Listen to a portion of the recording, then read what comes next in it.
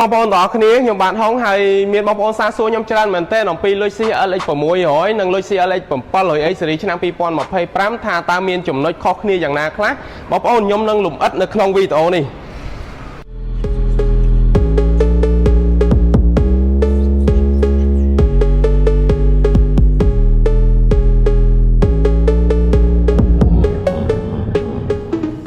បងប្អូនទាំងអស់គ្នាមុននឹងចូលទៅដល់ចំណុចខុសគ្នាខ្ញុំចង់ប្រាប់បងប្អូនបន្តិចថាបើសិនជានៅខាងក្រៅគឺ LX 600និង LX 700 គឺដូចគ្នាទាំងអស់តែម្ដងហើយសម្រាប់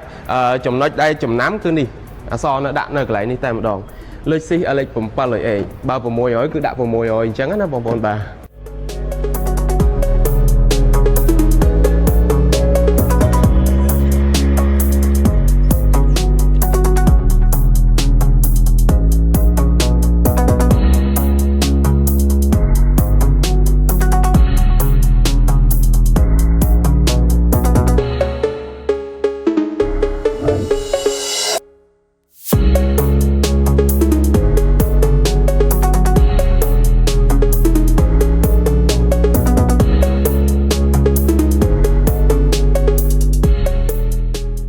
បងប្អូនទាំងអស់គ្នាមិញបងប្អូនបានឃើញហើយគឺ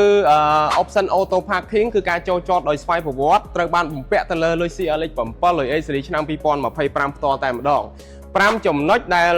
លុយ CLX 700លើ LX 600 auto parking ទី1ហើយសម្រាប់ទី2គឺឡានមួយគ្រឿងនេះគឺមានទម្ងន់ធ្ងន់ជាង LX 600 100គីឡូបងប្អូនអញ្ចឹងសម្រាប់ការបើកបរផ្លូវឆ្ងាយមានលក្ខណៈ smooth ជាងមុន smooth ជាង LX 600បន្តិចបងប្អូនបាទសម្រាប់ចំណុចទី3បងប្អូនតាក់ទងជាមួយនឹងកម្លាំងម៉ាស៊ីនLX 700 បំពាក់មកជាមួយនឹងចំណុះ 3.5 លីត្រ V6 ប្រើ Twin Turbo ប៉ុន្តែមានអាគុយ Hybrid មួយជំនួយឲ្យកម្លាំងម៉ាស៊ីនហ្នឹងគឺស្ទុះខ្លាំងជាង LX 600មានកម្លាំង horsepower រហូតដល់457 HP បងប្អូនបាទបងប្អូនទាំងអស់គ្នាបងប្អូនឃើញហើយពណ៌ Hermes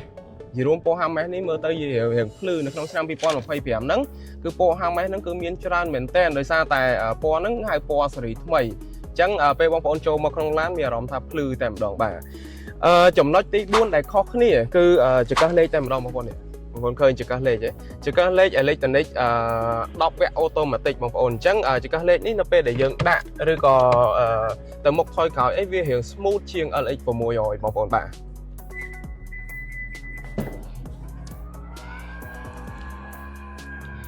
បងប្អូនទាំងអស់គ្នាចំណុចទី5បងប្អូនអ្វីដែលខុសគ្នាគឺផ្នែកកៅអីនឹងតែម្ដងបងប្អូនបើយើងមើលពីចង្អែទៅយើងមានអារម្មណ៍ថាវារៀងជាអៀតបងប្អូននៅពេលដែលយើងលើកកៅអីនឹងឡើងលើមកហើយគឺមានអារម្មណ៍ថា space វាទលាយជាង LX 600ច្រើនមែនទែនបងប្អូនអញ្ចឹងមនុស្សធំក៏អាចអង្គុយនៅផ្នែកខាងក្រោយនេះបានដែរបងប្អូនបាទ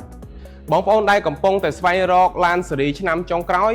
ជាពិសេស LX 700 ផ្ទាល់តែម្ដងខាងពួកខ្ញុំមានច្រើនជម្រើសមែនទែនជូនបងប្អូនទាំងអស់គ្នាអញ្ចឹងបងប្អូនទាំងអស់គ្នាចាប់អារម្មណ៍ចំពោះប្រភេទឡាន